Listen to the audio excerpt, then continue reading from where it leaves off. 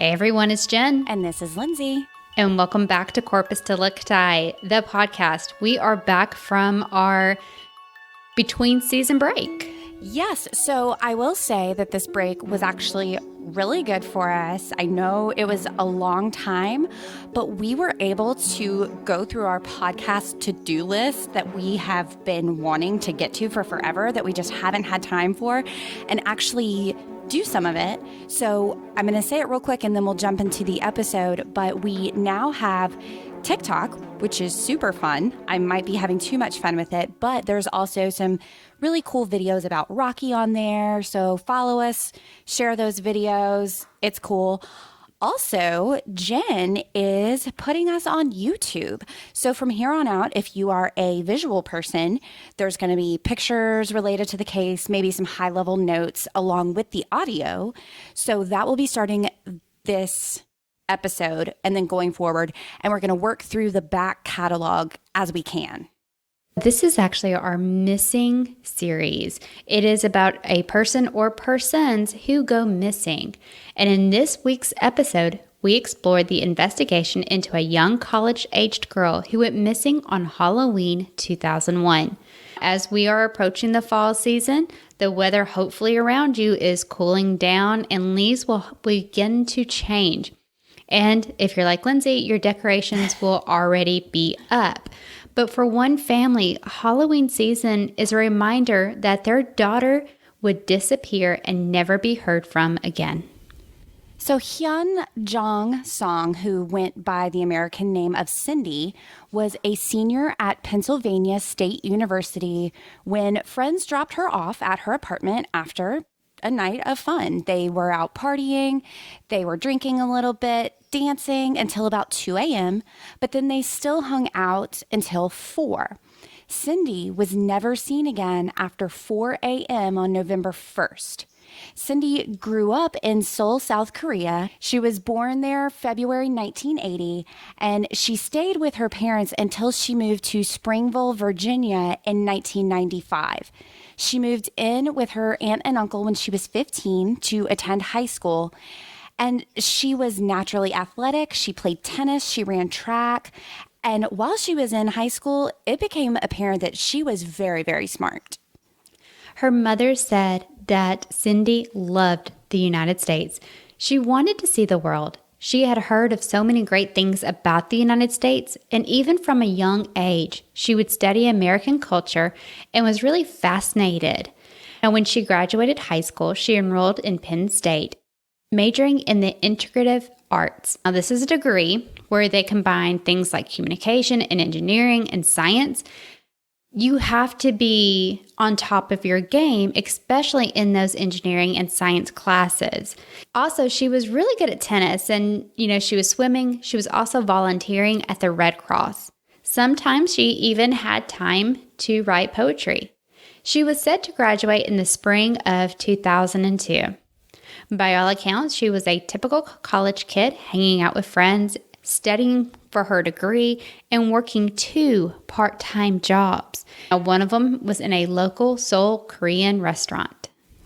She had a very busy schedule. She had a tight class schedule. She wasn't just taking, 3 or 4 classes. This was a full schedule on top of the 2 jobs. She made great grades. She was able to keep up with all this classwork, but still enjoy college life and being independent. She was 5'1", very petite. She weighed 110 pounds with long black hair, dark brown eyes. She had a very outgoing, energetic personality, and by all accounts, she was beautiful. So let's cut to Halloween night, 2001. It was on a Wednesday, and their young college kids, Cindy and a few of her friends, Stacy Paik and Lisa Kim, go to a costume party at the Players nightclub, knowing they still had classes the next day. Cindy was dressed as a Playboy bunny. This was a very popular costume at the time. She had on a white tennis skirt, bunny ears, and a tail. It is an important note that her costume, it was more of a cute version of the Playboy bunny rather than one of the more risque ones. The three friends partied until about 2 a.m. before deciding to head out.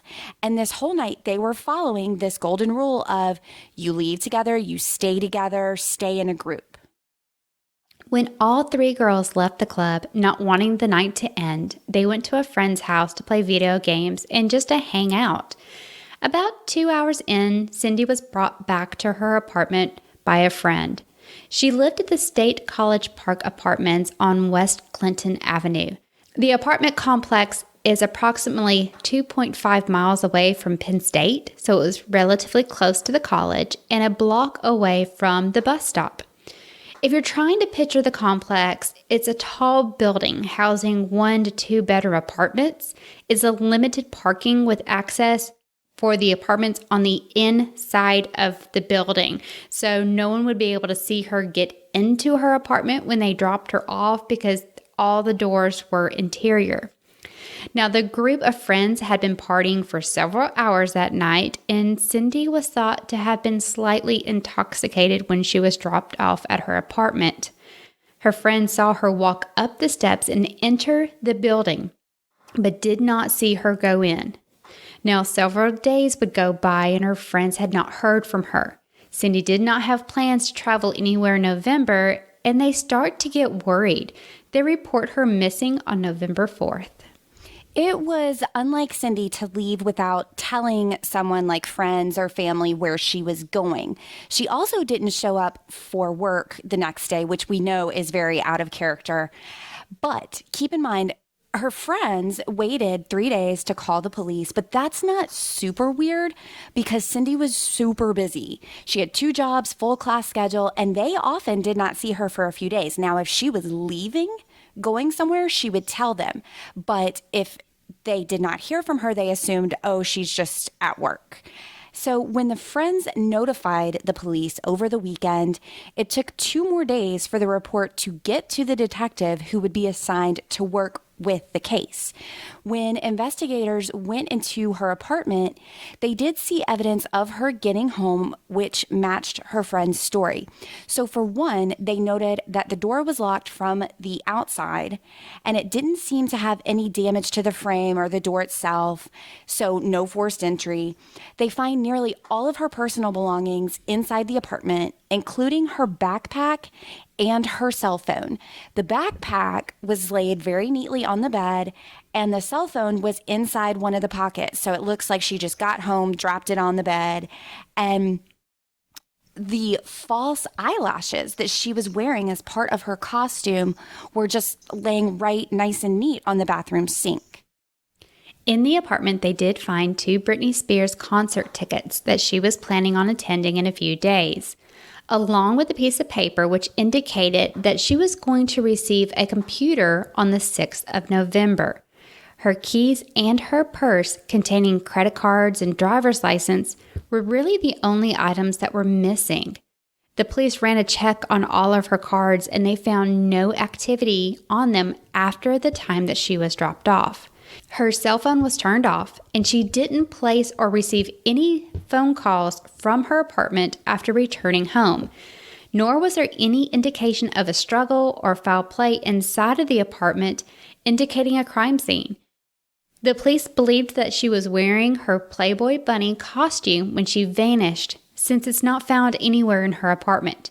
Now, her apartment is approximately 900 square feet, which, to be honest, is very small. It's your typical college apartment size. The police detective did say that we have no body, we have no crime scene, and we have no actual crime. So it's been very frustrating without any of those pieces of the puzzle. And because of that, it seems she just vanished into thin air. The detectives reached out to the family and friends searching for potential suspects, but that didn't really pan out. So they spoke to Cindy's friend who dropped her off that evening. That was Stacy, who said that Cindy was talking to 2 twin males that night. One of them had their face painted white as part of their costume, but the police were unable to find either of these 2 men. Stacy also said that it was possible that someone else called her and invited her to go back out. They said Cindy's always willing to go out. She's not a wild, crazy party girl, but she likes to be social, so she will go out and hang out with people. And the friend also said it was possible that she went to the nearby grocery store, which she sometimes did late at night. On the cell phone records, they didn't really see anything going in or out. So if someone called, it didn't seem to come through. Cindy's family soon flew in from South Korea when they heard their daughter was missing.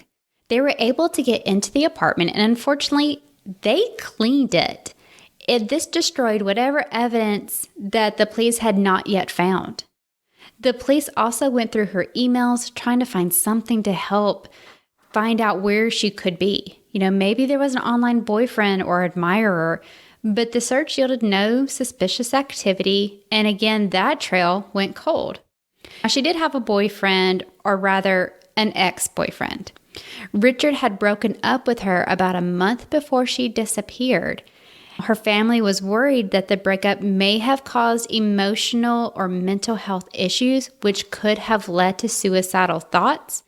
However, her friends really quickly dismissed this idea because as soon as the two broke up, Cindy was talking to a therapist. She was on medication to help her cope. And her friend said that she was handling the breakup and she was moving on. She was upbeat the night of the Halloween party and she had a great time at the club. So the police start a ground search around the apartment soon after asking for volunteers. And together with this volunteer team, they searched the wooded area near campus, which was within walking distance of her apartment. And they also used scent dogs. Her mother helped put up thousands of flyers as far as she could go, but unfortunately, there was no sign or trace of Cindy's song. Police are now starting to formulate theories about what could have happened to her, and we are going to look at these in detail right after the break.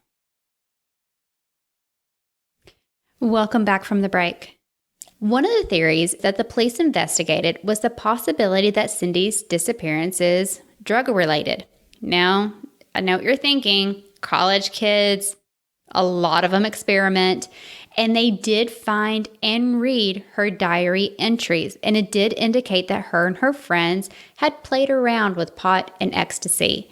However, there's no evidence she used drugs on the night of her disappearance or that she's involved in a big drug dealing scheme. This was an experimental use. It was not addicting for her.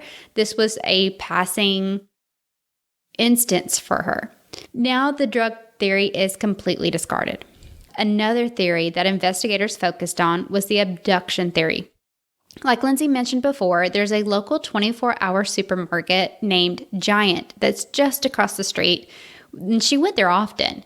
So the theory is that she left her apartment to make a quick run to the market and was abducted there or on the way there because her cards were not at her apartment. Now, I don't know about you, Lindsay, but after I've been maybe had a glass of wine or 3, I get the munchies. And if she didn't have anything at her apartment, it would make sense that she wanted to get something to eat, something in her stomach for her very busy day the next day.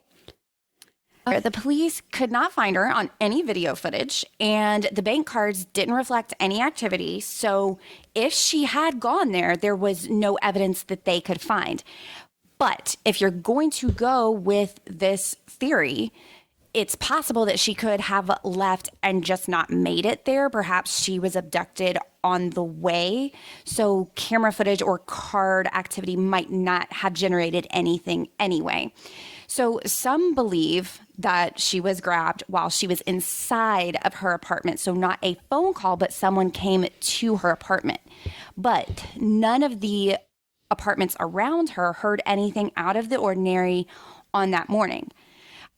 So it seems like somebody would have heard her yelling or seen something, but if it was someone she knew, it could have been one of those things where they said, hey, come with me. If she really did like to hang out, somebody met her at the party, found out where she lived and said, hey, let's go run to Giant or whatever, she gets in the car and they take her somewhere else. Now, a few days later, a new lead would come to light. A witness would see a young Oriental girl matching Cindy's description in Philadelphia, being forced into a car by an unidentified Asian male. This is 200 miles from Cindy's apartment to Philadelphia's China district. Now, the witness claims that the woman she saw resembled Cindy and was calling for help, but the man interrupted her and forced the witness to leave. The police don't know who he is or if the woman was Cindy. They still have an open investigation into this. They still want information. They just want him for questioning. And there is a $27,000 reward for information about this Oriental girl and the Asian male and what happened that night. The description of the Asian male is olive to light brown complexion. He has medium length hair, and he's never been identified. And, 2022, this is a long shot in the dark.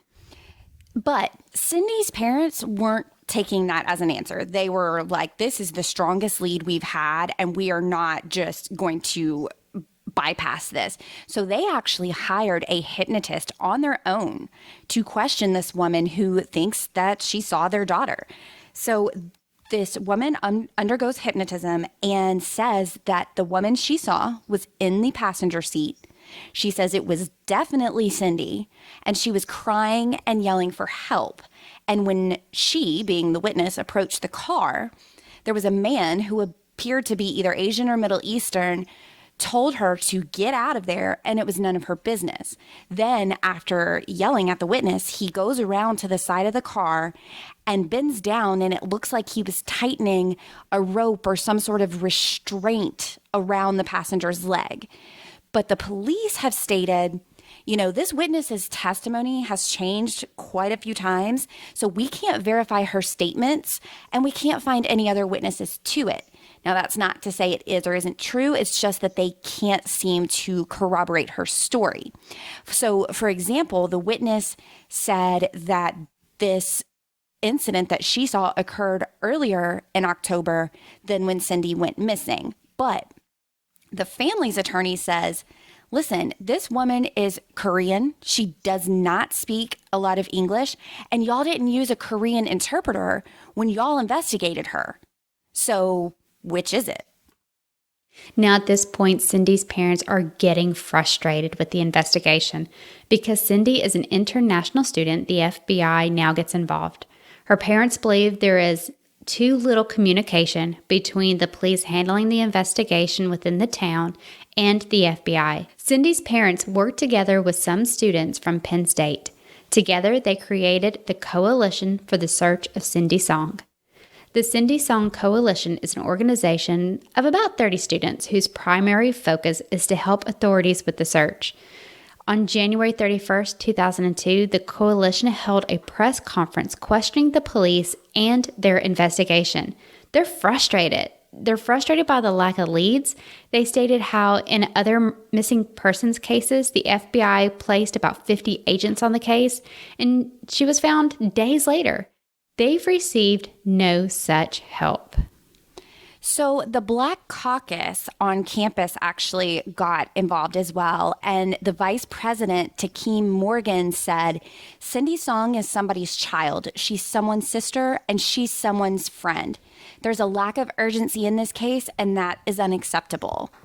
Also, the family's attorney said that there was a worker in a convenience store in Jonestown, Pennsylvania, who had actually called police multiple times and said, I've seen Cindy. I've seen her in my store multiple times. He says that the police never responded to him, and he had surveillance tapes in this store. But it took so long, the tapes had since been recorded over since they didn't act on it. Without a crime, though, there's only so much that can be done by police. In response, Police Chief Edward J. Connor said that there are many regulations that investigators must follow that the family is not aware of. For instance, to obtain Cindy Song's bank records, the department needs a federal court order. So there's this battle going back and forth because the family's like, why aren't you doing anything? The police are saying we can't just make it appear.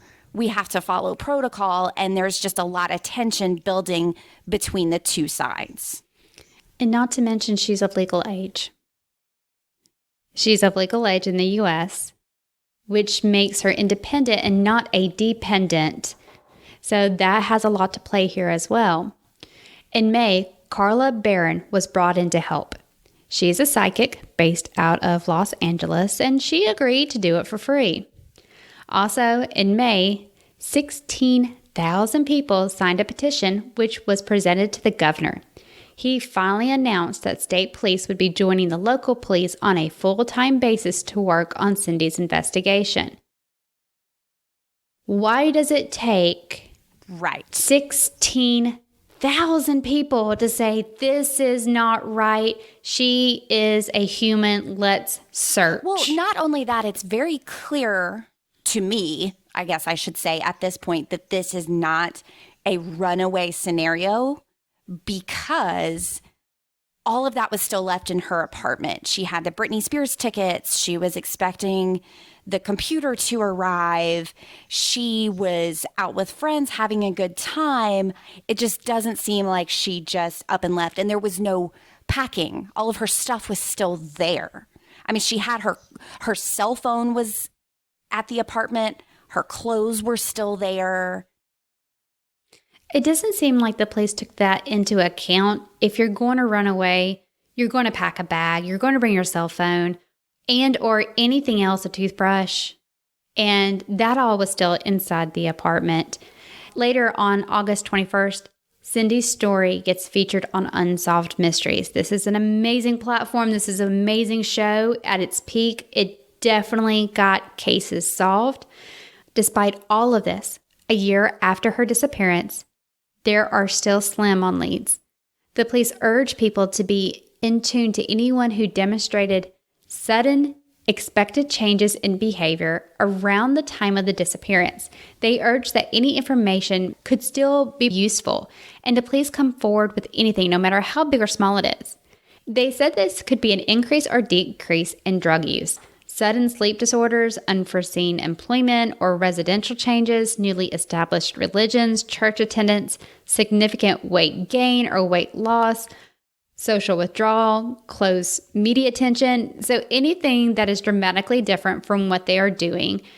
Now, during the same press conference, Cindy's mother pleaded for help for her daughter, saying, "One of you watching this program knows what happened to my precious daughter. My life cannot go on until I also know where Cindy is. I plead with you to call the state police or send me a note at Penn State about Cindy. I realize this may be very difficult for you, but I pray that God will give you the courage to make this contact." Of note, for this whole year that Cindy has been missing, her sweet, precious mother would just walk around Penn State campus looking for clues or anything that might click or what ways she might have gone. And she even moved nearby. That is across the world. She doesn't speak the language. It's a whole new world for her. But I mean, a mother's love. She is like, I'm doing this. I have to find my daughter. But one thing that comes up in this case a lot is racism and how that, even if it was not intentional, affected the case and the investigation. And here's one kind of cringy example of that. Detective Brian Sprinkle said, this is a quote, "Well, along with that sighting," this is referring to the one in the car where the victim was shouting for help, "there's also been one by a woman who swears Cindy Song has been in the audience of Regis and Kelly. I hate to categorize, but we're dealing with a different race. A lot of people look the same. We look at Asians and we can't tell a Chinese from a Korean from a Japanese. I think that's happening with people who think they see Cindy Song, but they're just seeing another dark-haired, pretty Asian girl."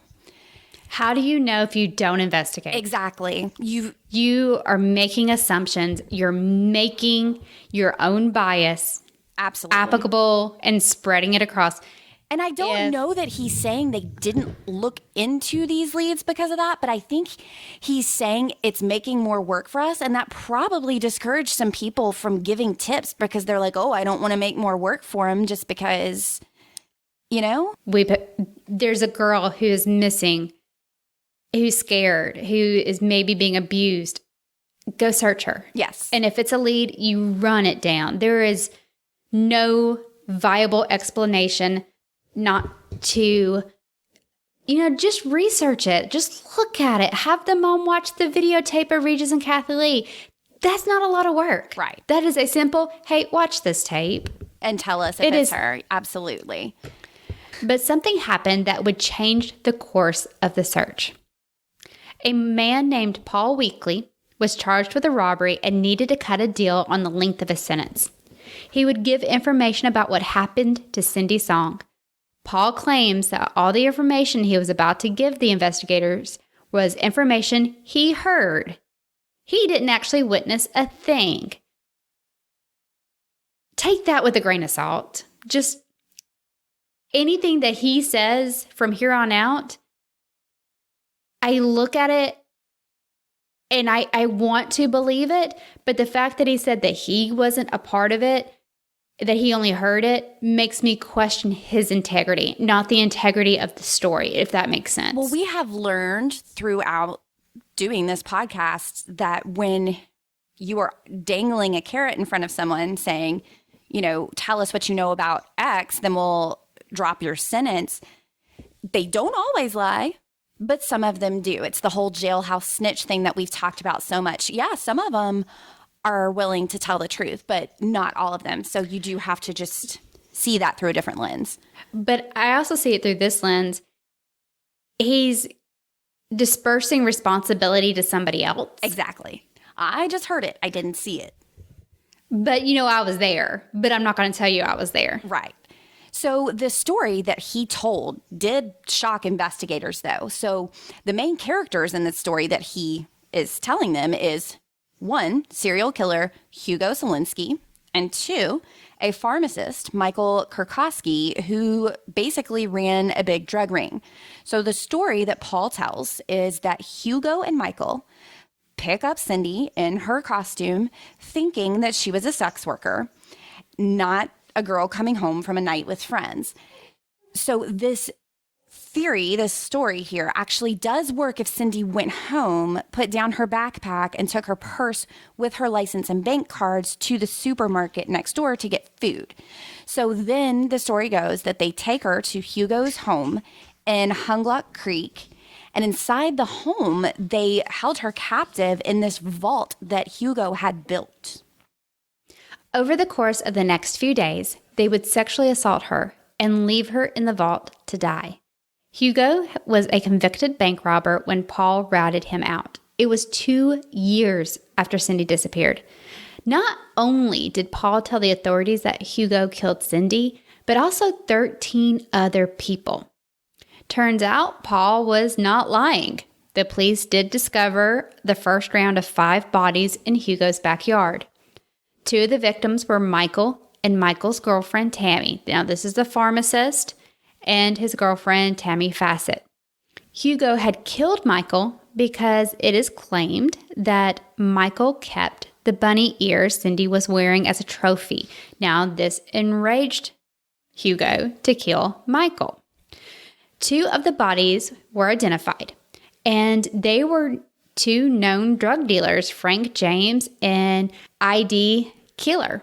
Now, Paul would change his story, go figure, about the reason that Michael killed Cindy. He changed it to say that there was $60,000 was the reason Hugo killed Michael and Tammy, not the bunny ears. But the fact that Michael murdered Cindy had never changed. The 5th body was not identified, but they did do DNA testing on it, and they were able to determine that it was not Cindy. So the police are like, we just found a killing field, basically, so they keep looking. And they discovered 7 more bodies. Again, Cindy was not there. But side twist to this part of the story, Hugo was acquitted of murder for 2 of the bodies found on his property, and it was for the 2 drug dealers, but he was charged with abusing their bodies.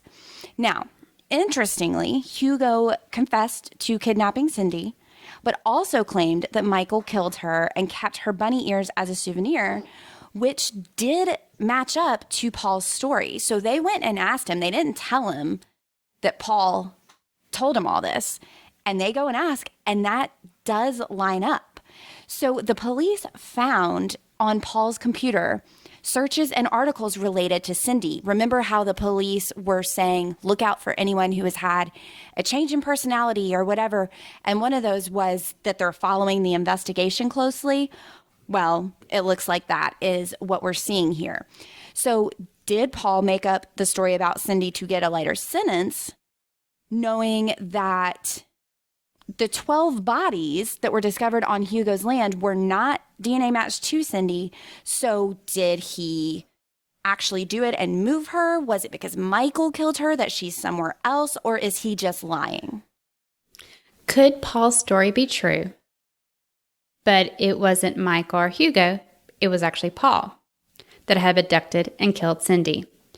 Now, in 2015, Hugo was convicted of the murders of Michael and his girlfriend Tammy, and he is sentenced to life in prison. Paul would also spend the rest of his life in prison, but it was for other crimes. There are no other suspects or good leads in the Cindy Song case, but police are unable to prove involvement with Hugo outside of this very shaky Paul's confession. And also, Hugo didn't kill her. He just abducted her. And he is still considered a suspect in the case. However, her body has never been found, and the police will not bring charges against him for his alleged role in Cindy's disappearance. But our favorite detective Sprinkle said, in the 5 other deaths that the police investigated, Weekly turned to be accurate. And what's interesting is it looks as if she did leave the apartment voluntarily, talking about Cindy, but she left her phone. So she was slightly intoxicated. Did she leave it? Did she leave her apartment voluntarily? Or was it, I'm just going to throw my stuff down. You know what? I've got to get food in me. I've got to get some water. Let me pop off next door, grab it, run back, and crash for the night because I got school the next day. And maybe didn't even realize that she left the cell phone. But to me, it just seems like she left voluntarily. Now, I don't think she left for good voluntarily. You think she just popped next door? I don't think that she ran away. I think it's possible she left her apartment voluntarily, but the rest was completely involuntarily. So remember, Cindy Song is 5 feet tall, 110 pounds with brown eyes, black hair. She has pierced ears and a pierced navel. And our good friend and another fantastic podcaster, Robin Warder, has also covered Cindy's story. It's The Trail Went Cold, episode 92. So definitely listen to that to get another perspective. But this is just so upsetting because I can't imagine as a mother, my child being ambitious, wanting to go to the States. You want what's best for your child, and the United States offers so much. So you're like, yes, go. And of all the things that you think could happen to your child, this is not it. Did they get in a car accident? Are they going to flunk school? Are they going to take it seriously? And the language barrier, being across the world, I feel for her family so much. And my deal is, I really want to lean on, she went next door to get something to eat, maybe a bottle of water or something, and it was going to head back to her apartment. And it was before she got to the Giant Superstore. She got picked up someone thinking that she was a sex worker. Because they did check the cameras, and there's no indication that she arrived at the grocery store. And, she's outside of Penn State. She's 2.5 miles away. She's next to the bus stop. It seems plausible that between the time that she left her apartment, maybe to go next door to the supermarket or wherever she thought she needed to go at that time in the morning, thinking she's going to be safe, She's done it 1,000 times before, and she just never makes it. And here's my question. Why would Hugo admit to kidnapping her if he didn't? I know that serial killers do this sometimes. I know that they inflate things because they're going for notoriety and all that. But if that were the case, then where is she? One, where is she? But two, why would he have said, oh, I just kidnapped her, but I didn't kill her? That was someone else. And he killed the somebody else. Correct. So that somebody, and the thing is, you have one person saying Michael did it, and with connection and collusion with Hugo. In the United States, if you are a participant in the crime, you are guilty of the crime. So if he participated with Michael to abduct her, even though Michael killed her, he is now can be charged with her murder. So why, if he admits kidnapping her, Paul said he kidnapped her. So if you have any information whatsoever on Cindy Song, please go ahead and reach out to the Ferguson County Police in Pennsylvania. They are still, quote unquote, an active case, and we are still looking for Cindy. If you want to discuss more about the case, about your theories or your ideas about what happened to Cindy, hit us up on Facebook at Corpus Delicti Discussion Group, or you can tweet us at Corpus Delicti Pod. We're also available on Instagram. And if you want to join our group, just make sure you answer those questions. If you don't answer those questions, we're not going to let you in because we think you're a bot. You can even put, Jen told me to put something. And that's totally fine. You don't have to answer the questions. Just put something there. We want to know that you're real and you're not going to cause problems in our group. We just want to know you're real. Yeah. So we can discuss the case there. And, you never know. You never know what is going to trigger someone's memory. And, oh, my gosh, I did see something. So that's one of the things that we said. People have requested this series pretty much since we've had the podcast. And we just never. We've been dragging our feet on it because missing persons it's heavy. Is very heavy. Oh, before we sign off, Lindsay, first episode back from break. We're back from Dallas, Texas. We went to the podcast festival, learned so much, got to meet new people. We reconnected with some of our favorite podcasters. We had a blast. Patreons, we have something special coming to you. It is there, just kidding. I have not checked Patreon lately, but Lindsay was awesome to remember to record. When I could remember, I did not capture everything for sure, but there's some behind the scenes. I refrained from recording her in the airport because last time she almost killed me. I'm just glad you refrained from recording me at the bar, but that's another story. That is a Patreon live episode that we will regale Lindsay's bar activities. But I will say, if this episode sounds different at all, I'm going to apologize. But one of the amazing pieces of advice we got has to do with editing, and it could potentially be a game changer and cut back a ton of editing time. And I want to cry that I didn't know about it sooner.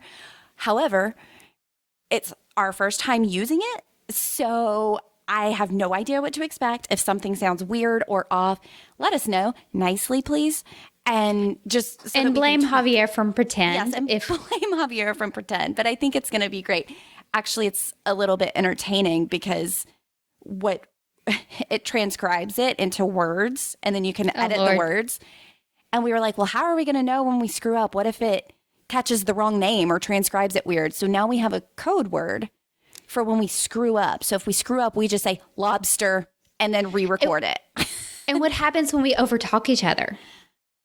Yeah, I don't know. We'll get there. I don't know. We'll just give us some grace, guys, because this could potentially be a really cool tool for us. So, yeah. Yeah. By the way, we've said lobster a lot. Look at that. Oh, goodness. Oh, goodness. Now, hey, Delectables, just a reminder, go over to our show notes in our episode. There's a merch link there. So if you want to get some really cool Corpus Delicti merchandise, We're really researching some new stuff too for you Patreons. We are thinking, we saw some really cool stuff. Yeah, we saw some really cool stuff. And we're like, oh, our patrons would love that. It was really good for us. One, the break, because we got to decompress, but also got to catch up on stuff we've been wanting to do for the podcast. But then ending it at Podcast Festival was just a good renewal, getting ideas for merch and advertising and this, that. It just, I don't know. It's cool. So I'm excited right now. But yeah. We got Rocky letters. We did. We got a lot of Rocky letters. We did several TikTok videos about it. I know I said that at the beginning, but it's got the address on there, which is P.O. Box 89, Chelsea, Alabama 35043. If you want to send a letter in support of Rocky, we have not let up on that. There's not a date that they're filing the clemency package yet, so you can still get those letters in. Rocky is just happy as can be because we told him about the stack that we got at the podcast festival, and he was just beaming and thankful, and he really appreciates it. Through our correspondence with Rocky, we did let him know about we let him know after we did it. Yeah. We didn't ask. We asked for permission we asked for forgiveness, not permission. So we kind of got a whole bunch of pictures and, in our correspondence with him, we're like, look and see what we did. And we got more letters. We don't need